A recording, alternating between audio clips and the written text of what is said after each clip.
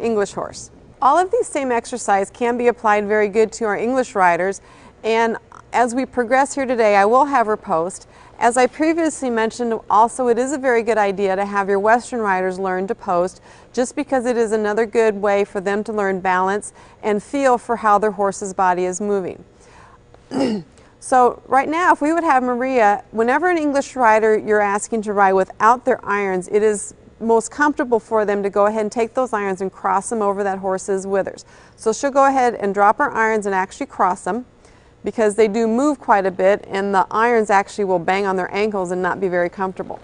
So we'll quickly just go through some of the similar exercises that we had as what we had Mindy do on our Western horse. So now, Maria, if you would just take your arms and swing them round and round, do big windmills with them.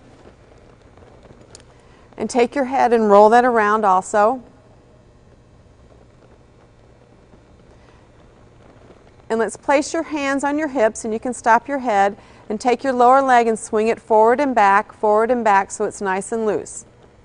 Really, really loose, so you feel yourself just balancing up there over the center of your horse.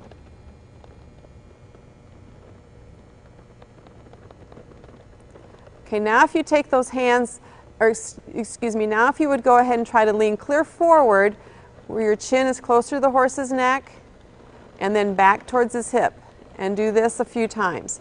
As you can see in the English saddle, it's less restrictive, and so you can go actually all the way to their neck and back all the way to their hip. Okay, now if you would sit up, and what I want you to do, Maria, is take your outside hand and bring it over and touch your horse's inside shoulder and lean way down so you're getting down to the point of the shoulder, and then take it back so you're touching the horse's up there by the dock of his tail. And do that a few times. To the inside shoulder and back to the dock of his tail.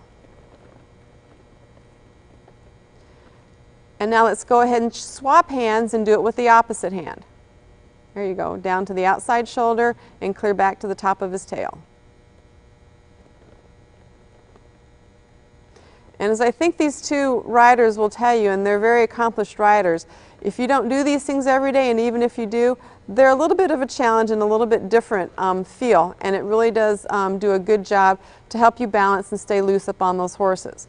Okay, let's go ahead and put your hands, let's put them up on top of your head, and take your heels up to ride with your stubby legs. So take those heels up by the back of your saddle, there you go, as if you're riding with your stubby legs.